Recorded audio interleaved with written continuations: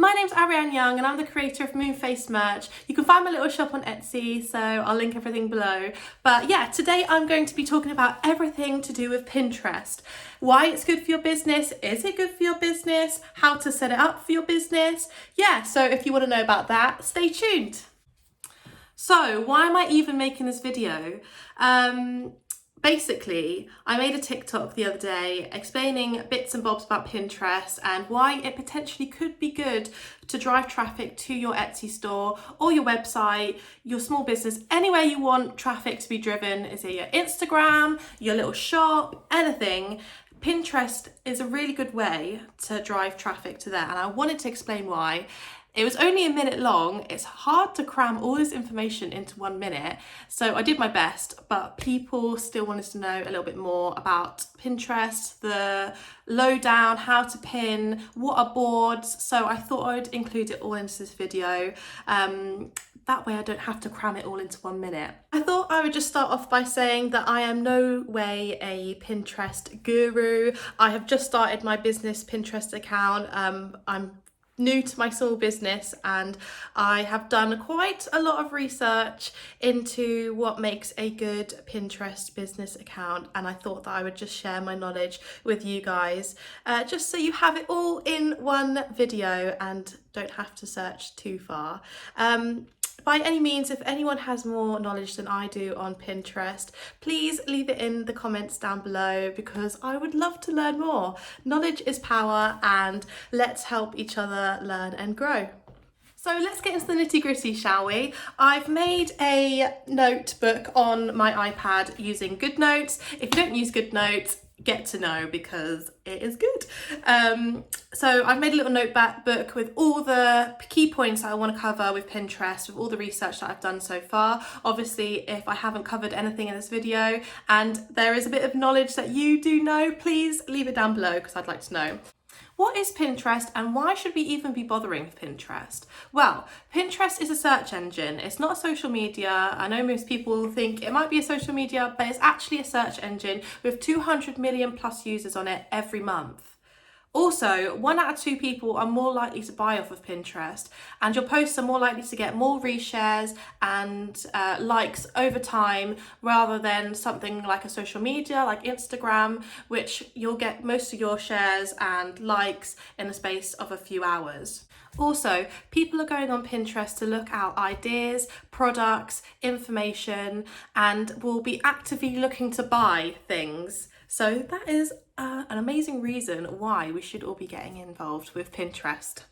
So you might be sat there thinking, that's great and everything, I want to get involved, but what even is it? And what is the point?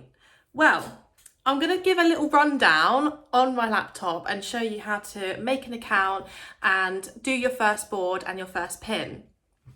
Now, saying that, you might be thinking, what even is a board? What even is a pin? Right, well, think of Pinterest as like a virtual scrapbook, and each board is a separate book. So I might name a board enamel pins, and then I'm going to pin every little picture, pin is a picture, into that board. So you can create your own pins, pictures, your own product pictures or something, and you can also tag other people's pins, pictures to make one nice little scrapbook. Hopefully that little analogy makes sense. I think it'll make a little bit more sense once I show you on my laptop and run through everything step by step. But just make sure that you're creating eye-catching boards that are relating to your business, that other people, like-minded people, will want to follow and share. So let's get into it, shall we? Now, when you sign up for Pinterest, you have the option to either have a regular account, which I'm sure most people do already have their regular account to just pin whatever they fancy to it, but you can also sign up for a business account. So I would suggest signing up for a business account. That way you can see your analytics, you can pay for ads if you want to. It's just better for you if you do have a business to go for the business account option. So yeah, these are the pins that I've made so far. I've not made very many because I literally started this like a couple of days ago. But I thought I'd share what I do know already. Let's go on to making some boards. So you want to click on saved And this is where all your boards are gonna come up. It's like a little dashboard. I've already made Moonface merch, Etsy, planner stickers, cute sticker sheets, and that's where all your pins are pinned anyway. So if you have any ideas, say you brainstorm a few board ideas, you might as well just make them all now, and then later on down the line you can add pins to them as you go. I would suggest for your first pin board, making a board out of your shop name. So I've made a Moonface merch Etsy board, and I have pinned all the pins and pictures, let's just say, that would relate to my branding, the feel of my branding, and look, I've made some of my own pins here. It is important to note that Pinterest like you sharing other people's pins. They don't like you just spamming Pinterest with all your own content. So when you start off with, you'll want to start with 70% other people's pins to 30% your own pins. So here I've done a board of 10 pins and 3 of them are mine. So let's create a board from scratch. How do I do that? So you want to click on the little plus sign in the corner here and then click board. Now you want to name your board. So I'm going to name something that is to do with my business, and that is digital illustrations.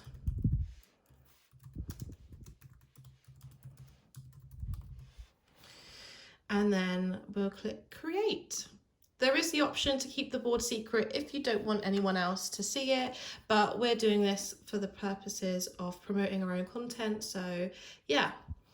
So it comes up with some pins that Pinterest think that you might like. So you can have a look through here and maybe pin things that you think would work. So let's pin that. I think that would fit in with my branding. You want, as I said earlier, you want to pin 70% other people's pins to 30% yours. So I'm going to be pinning 10 pictures in total today to this board, and that means that I will need to pin 7 of other people's pins.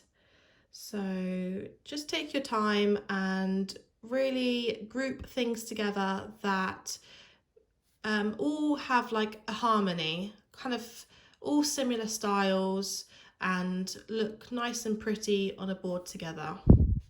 So I kind of like that one. And as you can see, I'm kind of pinning longer boards.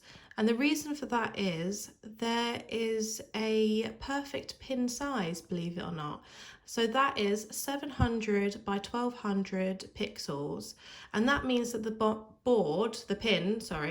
pin is long enough. So see this one, this pin is long enough for people to be drawn to it more. It's more eye-catching, takes up more real estate on the page, and therefore people will be more likely to click on it and save it. So you want to go for the longer pins basically, and you want to keep that in mind when you're making your own pins, but you know, we'll get back to that at a later stage. So as you can see, I only found 2 pins that I liked on that little suggestion board. And as you scroll down, you can see some more suggestions that Pinterest are giving you. But you can also type in here and search for your own pins. So let's have a look.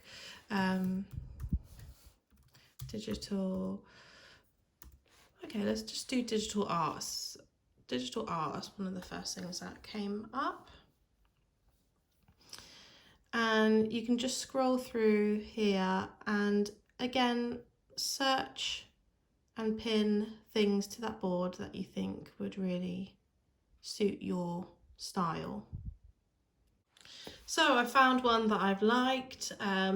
See, this is what I mean by a pin that is not too appealing, because it's so small you don't really want to click on it. Well, at least I don't really fancy clicking on it. Yeah, so once I found a pin that I like, I then click the drop down menu, I click digital illustrations, and it's saved. Easy peasy. So now I've got all my 7 pins together. They are all of a similar colour theme, bright colours, something that really appeals to me and hopefully will appeal to someone else that is like-minded like me. So once I have my board selection done, it's now time to start making your own pins. So how I like to do that is I like to hop on Canva. Canva is amazing because they have their own pin templates, which are the perfect pin size already.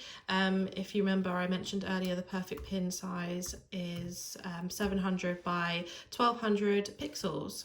So just type in Pinterest pin and all these pin templates come up. Some of them you have to pay for and some of them are free, which is amazing. You can just take one and kind of add your own branding onto it and stuff. So let's get into that.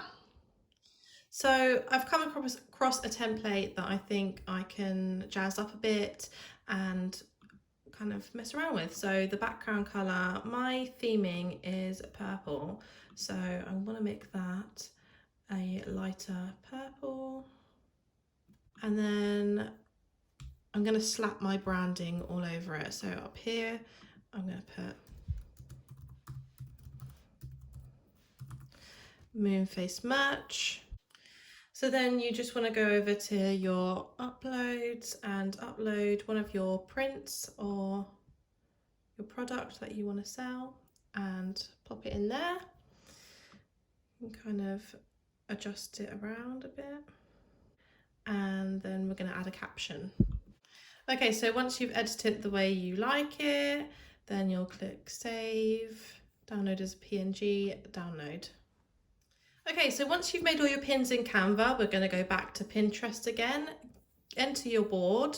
So I'm in my digital artboard and then I'm going to click the plus sign that's here and click on pin. So here is where you can add your pins that you've just made. So this is the one that I have just made in Canva. And you're going to want to start entering the titles and information about this pin. So for the title, you want to make it as keyword rich as possible. That way, when people are searching these things, your pin's going to come up. So now that you've got your title in there, you want to start doing the description. So the same applies for the description. You want to enter as many keywords that relate to this pin as possible. But if you have an Etsy store or you have a shop with a description and you've already written a description full of keywords describing this print or whatever you're using, then you might as well just enter the description in there. Saves you a bit of time.